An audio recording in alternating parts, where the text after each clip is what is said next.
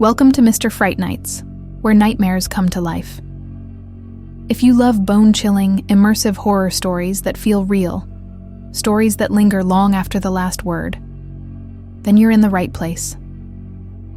Before we begin, make sure to like, comment, and subscribe for more terrifying tales.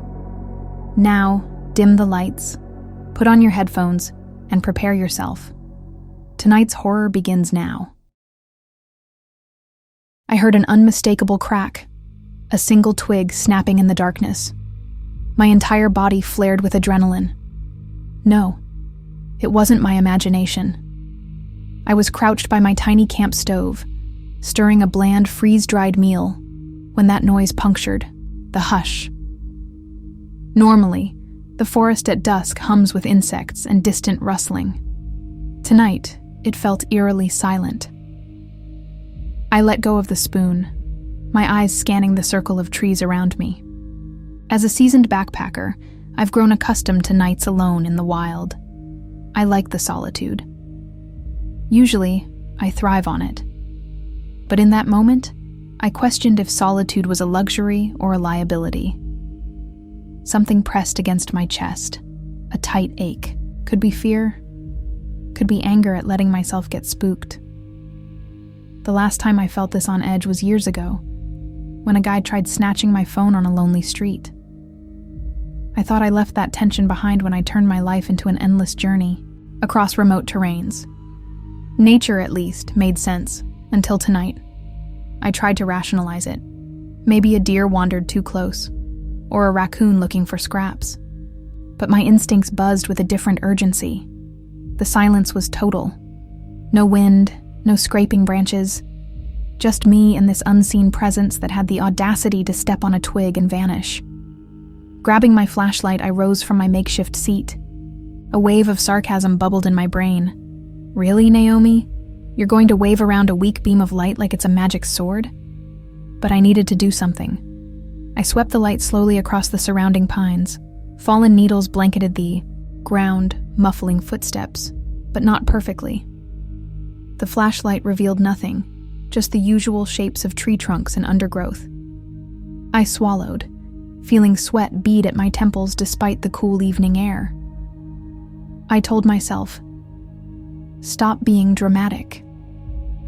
I took a last glance at the dim line of sky, trying to quell the tremor in my hands. If there was someone lurking, they had to realize I wasn't a clueless camper. I kept a hunting knife strapped to my belt and had a can of bear spray nearby. That confidence flickered for half a second. Then I noticed footprints in the soft dirt near my tent. Footprints bigger than mine. Definitely not from an animal, and definitely not mine. Blood roared in my ears. My meal was forgotten. The stove hissed lightly as if mocking me. All I could think was, I'm not alone out here. I approached the footprints cautiously. My heart was a jackhammer, but I forced my breath to slow. Glancing behind me, I half expected someone to leap from the dark. No one did. The footprints circled around the side of my tent, where I'd hung a small lantern. Then they headed off into the trees. They were fresh. I could see the compressed edges of dirt. Whoever made them wasn't bothering to hide. They wanted me to see, or they didn't care if I noticed. Which is worse? I shook off a surge of panic. Think, I muttered under my breath. You've been in tighter spots before. Though none quite like this, if I was honest. Being tailed by an invisible creep in the middle of nowhere was new territory. Usually my concern was running out of water or meeting an angry bear, not a person playing cat and mouse. I squatted by my open backpack, rummaging for my phone. Of course, no signal. Typical. I cursed under my breath. My gaze flicked to my canteen, about half full. Enough water to last me until dawn. Part of me wanted to pack up and leave immediately, but stumbling through a dense forest at night, alone, might be suicide if I lost the trail or twisted an ankle. Plus, if this person was intent on following me, moving might just give them more opportunities to corner me. Okay, so we wait, I said. but not helplessly. I made quick checks of my gear. My knife was sharp. I had my whistle, the bear spray. My best bet: hunker down until first light, then haul ass to the nearest ranger station or road. I'd done my homework. I knew roughly which direction the main trail was. The question was, why me? Did I do something to attract this attention? My social media was private. I rarely posted real-time updates. Yet someone obviously tracked me here. Or this was just random. The idea of random chance made me nauseous. The sense that I'd been singled out, that it was personal, felt even worse. Darkness settled in. I debated lighting a bigger fire, but that might just highlight my location. So I turned off the stove, stuffed my half-cooked dinner into a bag, and slipped inside my tent. I left the lantern at a low glow near the tent flap. Every rustle of leaves outside made me flinch. I forced my breathing to deepen, trying to keep a cool head. If he tries anything, I'll be ready.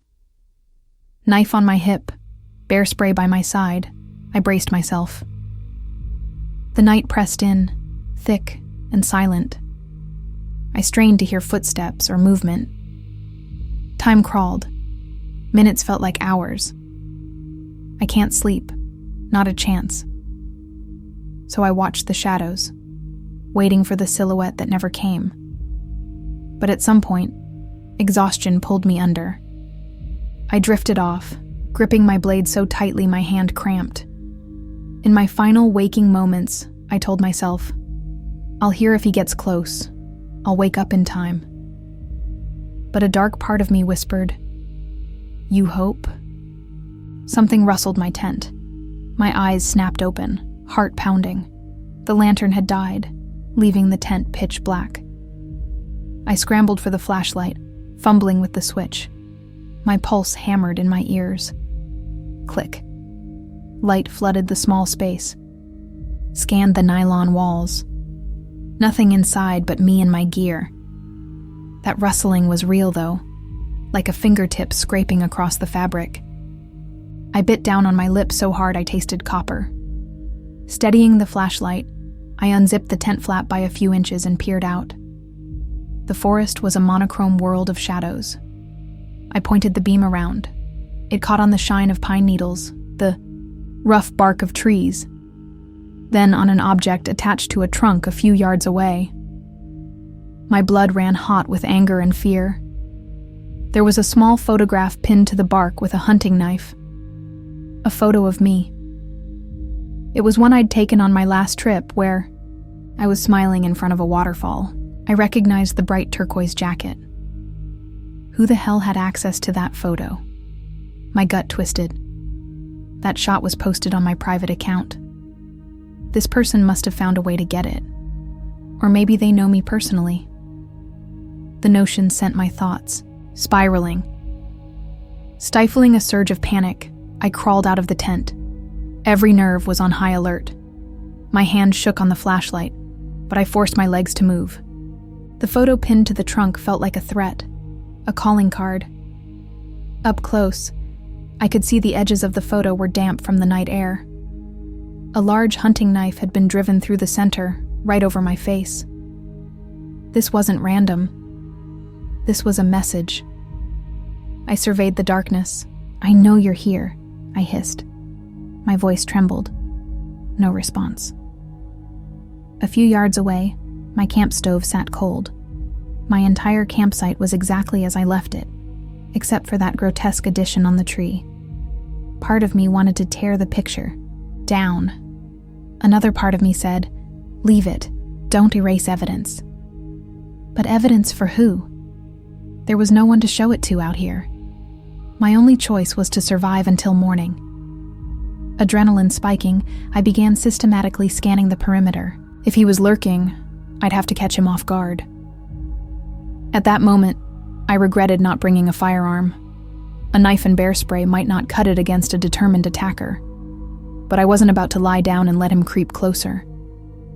It didn't take long to spot the footprints again, leading away from my tent, deeper into the forest. My entire being burned with a fierce mix of terror and anger. I muttered, "You want me to follow you? Is that your plan?" Between curling my fists and swallowing bile, I decided I wouldn't give him the satisfaction. Instead, I retreated into my tent, gear in hand, preparing for a night of vigilance. "One more time around, buddy, and you'll get a fight." Dawn approached painfully slowly. I hadn't slept since the photograph incident, and my eyes stung with fatigue. Occasionally, a breeze rattled branches, jolting my nerves anew. My back ached from staying upright, keeping watch through the tent flap. When the first traces of light tinted the sky a hazy gray, I let out a relieved breath. Sunrise meant a chance to pack and move. I planned to head for the main trail 5 miles east, then to the ranger station another 7 miles beyond. That, a long hike, especially with minimal sleep, but staying was suicide. Before stepping out, I listened intently. Birds were beginning their early calls, normal forest sounds, no suspicious footsteps. I unzipped the tent fully, knife clutched in, one hand. The pinned photo was gone, knife and all. Only the hole in the bark remained. Goosebumps prickled my arms. He came back to retrieve it while I was awake, or maybe in those brief seconds I dozed off. The idea that he was prowling just a few feet away made me nauseous. I hurried to pack my gear, cursing every rustle of the sleeping bag and every metallic scrape of tent poles. I felt exposed. He's probably watching me. I forced that thought aside and focused on efficiency. By the time I started off, the sun was cresting the horizon, painting the pines a ghostly gold. The forest was wide awake. Birds soared between branches, squirrels darted along logs. It almost looked serene, as if the night's terror were just a nightmare. But I knew better.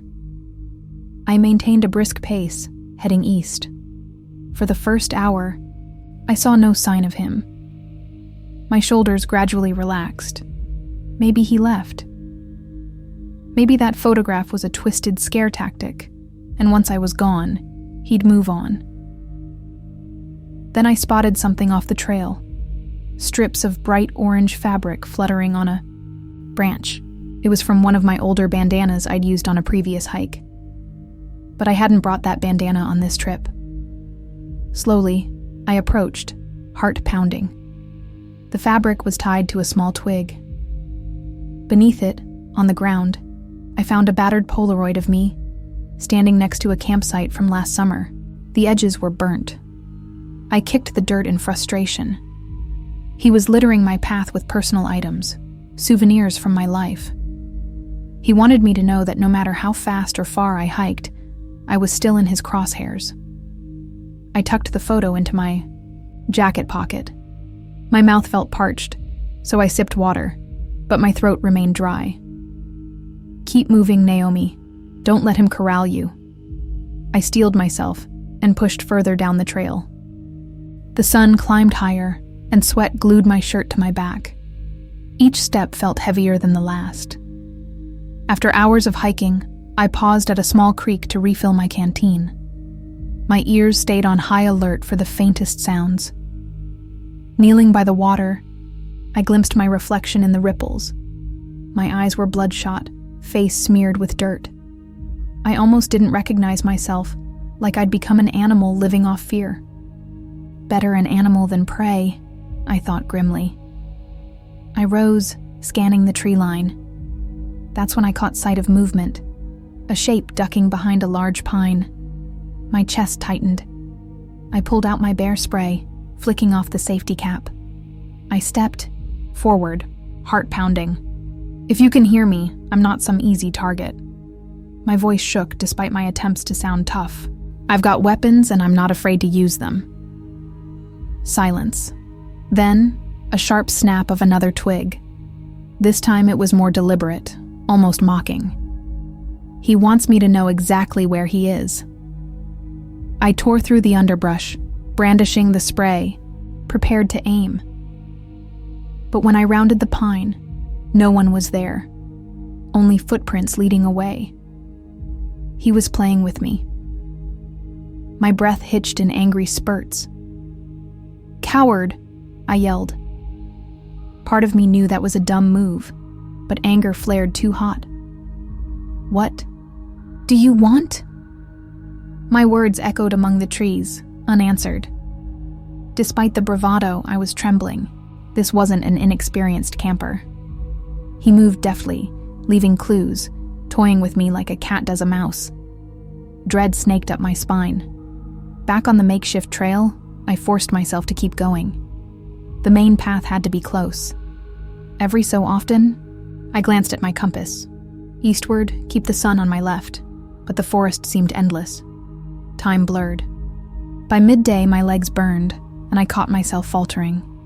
I stumbled onto a slight opening in the trees, a clearing with old fire rings, potential rest spot. I debated whether to stop or press on. My body screamed for a break, but my mind hissed. Warnings. I dropped my pack and scanned the area. Empty. Yet a sense of oppression hovered, as if someone had been here recently. He could be behind any tree, any boulder. I choked back the urge to scream in frustration. Stay calm. I checked the sky. Clouds threatened rain. Perfect. I was hungry, exhausted, on edge. The biggest question lingered. How do I outsmart him? It started drizzling by the time I decided to push on. Rain pattered on leaves, a monotonous hiss that masked all other sounds. If he was trailing me, I'd never hear him. Sudden motion caught my eye, a scrap of something white pinned to a sapling. I crept closer, ignoring the muddy ground sucking at my boots. Another photograph. This time it was a screenshot of an old text message I'd sent to an ex. The words were humiliatingly personal. I felt my gut twist as I skimmed the text. I'd been depressed, venting about my fears and insecurities. How did he get this? My entire body seethed. Whoever was targeting me had combed through details of my life. An ex? A hacker? A twisted fan? Of my backpacking blog? My mind reeled through possibilities, none of them offering comfort. I tore the photo down, letting the pinned twig snap. The wind threw drops of rain into my face, and I tasted salt, tears mixing with the drizzle. Suddenly, I felt more vulnerable than ever.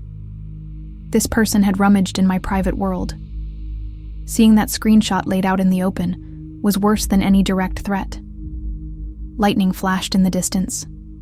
I wanted to drop to my knees and scream at the sky. Instead, I told myself to keep moving.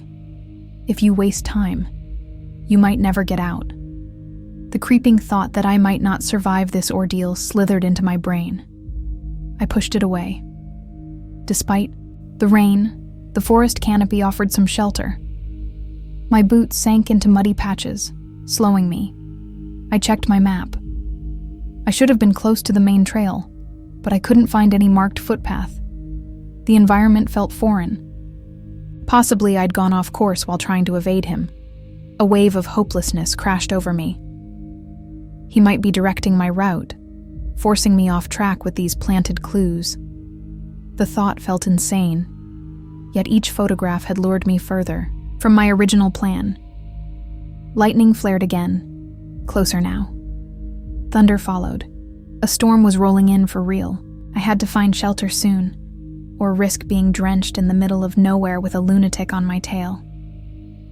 Slinging my soggy pack higher, I marched east again, scanning for any sign of a maintained path. The sky darkened. The wind rose. If the storm got worse, I'd be in serious trouble. That was the moment I heard a second snap, impossibly near, and felt a presence behind me. I whirled around, bear spray at the ready. Raindrops blurred my vision. A shape darted behind a cedar trunk. My heart jackhammered. This time he was so close, I could smell a faint whiff of sweat or cologne. I rushed forward, but the shape vanished again. The only trace was a fresh boot print, in the mud, clearly larger than my foot. I inhaled shakily. He could have grabbed me if he'd wanted. So why didn't he? By late afternoon, Thunder shook the forest. My soaked clothing clung to my skin, and an ache in my ribs warned me of pure exhaustion. I kept casting glances behind me, certain that at any moment he'd spring from the gloom. Trees gave way to a shallow valley, strewn with boulders. It wasn't an ideal campsite, but I needed a place to brace against the storm. I scrambled down the rocks, nearly slipping on moss. At the valley floor, I spotted an overhang of stone, just large enough to crouch under and shield myself from the deluge. Dropping to my knees, I squeezed beneath the overhang and set down my pack. Safe from the rain, not from him. I was shaking so badly I could barely open a protein bar. My sarcastic side spat. "Congrats, Naomi. You're living the dream. Drenched, terrified, alone." I almost laughed, but it came out a broken sob. Flashes of the day tore through my mind. Footprints, photos, the sensation of someone standing inches behind me. What was the end game? Kidnapping? Killing me? The swirl of possibilities made me nauseous. The thunder faded momentarily, replaced by the relentless hiss of rain. I rubbed my arms, trying to generate warmth. Then I froze. A voice echoed across the valley, low but clear enough to hear in the lull. "Naomi." My name, carried on the wind. My throat tightened, and panic coursed through me. He was out there, in the storm, calling me by name. I gripped my knife. The bear spray was within reach. Another call. "Naomi, you're so close." So close to what? My tears mingled with rain on my cheeks. I pressed myself against the stone, heart pounding. He was taunting me. Maybe he knew some hideaway or had laid a trap. I swallowed, thinking, if I stay here, he might corner me. If I run, I might get lost in the storm. I forced myself to stand. My legs wobbled, but I refused to cower. If he was going to come for me, I'd rather confront him in the open than be pinned in a rock alcove. With trembling hands, I ducked back into the torrent of rain, scanning for any shape or movement. The voice had come from somewhere to my left. I shone my flashlight around. Gray sheets of water blurred everything, turning the forest into a smear of green and brown. Lightning streaked overhead, illuminating the valley. For a split second, I saw him. A tall figure with a hood or cap, standing beside a towering pine. My mind latched onto that image. Broad shoulders, face hidden by shadow. Then darkness returned, and he was gone. I screamed, a raw, furious sound that thunder swallowed. Rain beat down, but I sprinted across the valley, slipping on wet stones. I had to put distance between us. Lightning lit the sky again. My eyes caught movement. He was flanking me, crossing behind the pines. Rage coiled in me. No more running. I spun and aimed the bear spray. "Come out!" I shouted, voice cracking. "Stop hiding!" Silence. My chest heaved with ragged breaths. If he wants me so badly, let's end this. But he never emerged. Just the storm, the relentless storm. The rain tapered off by dusk, leaving the forest dripping and cold. I staggered onward, refusing to stop. My ankles felt like lead, my eyes gritty from lack of sleep. Every step jarred my sore muscles. Yet my fury flared as a fierce motivator. He can't do this forever. At some point, he has to face me or give up. Suddenly, the terrain shifted. Signs of a real trail emerged. A worn path, tree blazes painted white, a small wooden sign half rotted. Relief slammed into me. The main trail. If I followed this, I'd eventually hit the ranger station or a road. My chest fluttered with renewed hope. I quickened my pace. The wind carried night noises, frogs chirping, branches creaking. No sign of him. Maybe the downpour forced him to retreat.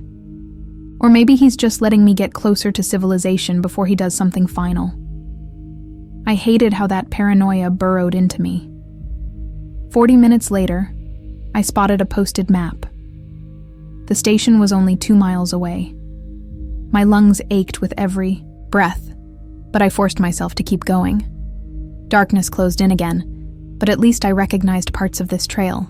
As the sky blackened, I pulled out my headlamp for illumination. A half-mile from the station, I froze. Ahead of me on the trail was a wide pine, pinned with a freshly carved message. "I'll see you soon." My entire body went rigid. The carving looked hurried, the letters jagged, still showing moist wood shavings. I tasted metal in my mouth. I must have bitten my tongue. He'd found time to do this, right in my path. I felt a wave of terror, but also relief. The station was close, and he was resorting to threats. Perhaps he knew I was almost safe. Adrenaline urged me forward. Once at the station, I could call for help, lock the doors, gather rangers with weapons. He couldn't keep me pinned forever. I covered the last half-mile in a blur. My mind jumbled with images of footprints, pinned photos, the memory of him calling my name. At last, I crested a small hill, and through the thinning pines, I saw a light, the ranger station's floodlight. I nearly collapsed, tears flooding my eyes. Safety. No cars in the lot. The station building was closed, but there was an emergency phone outside. I yanked the receiver and tried to steady my shaking voice as the line connected. A dispatch operator answered. I began spilling everything in choked detail. They assured me help was coming, told me to remain calm, wait inside the station if I could break in or find a key. My mind whirled, half disbelieving I was finally speaking to a human being who could help. Then I heard a soft thud. My breath seized. Peering around, I saw the shape of that tall figure near the edge of the floodlight's glow. His face was obscured, but I saw a hint of a grin, like he was enjoying my panic. I fumbled the phone, adrenaline exploding in me. "He's here!" I yelled into the receiver. "He's..." The figure vanished. I spun around, scanning the perimeter. Nothing. My stomach twisted. Dispatch was urging me to lock the station door if possible. I stumbled to the entrance. Locked. I slammed my fist against it, sobbing in frustration. Then I realized there was a battered key box on the wall, likely for emergency use. Shaking, I pried it open. The key inside fit the door. Once inside, I bolted it behind me, heart hammering. The station was dark, a single overhead light flickering. At least I was no longer in the open. My legs almost gave out from relief and dread combined. I pressed the phone to my ear. I locked myself inside. I managed, fighting sobs. The operator told me to stay put, that rangers and police were on the way, but it could be an hour or more. The roads near this section were rough. I sank to the floor, back against the door. I was safe. For now. As I listened to the static-laced voice on the phone, tears finally spilled unchecked. But then, a horrifying realization sank in. He knew my name, my photos, my personal messages, exactly where I was going. Even if I left these woods, even if the cops came, the memory of his presence would never fade. I closed my eyes, replaying every moment, fear chewing at my insides. Finally, I heard distant sirens. Relief coursed through me, yet it was mingled with a sick certainty. He'll see me again. Whatever reason he had for targeting me, it wasn't over. Even if I left in a patrol car, a part of me would always be looking behind my shoulder, waiting to feel him there, still breathing under the pines, too close, too persistent. I gripped the receiver until my knuckles whitened, tears drying on my cheeks. The final horror was understanding that escape from these woods wouldn't mean escape from him. The answers to who he was, or why he chose me, might be worse than not knowing. Even in safety, I was cornered. The rangers would arrive, but the real terror had only begun.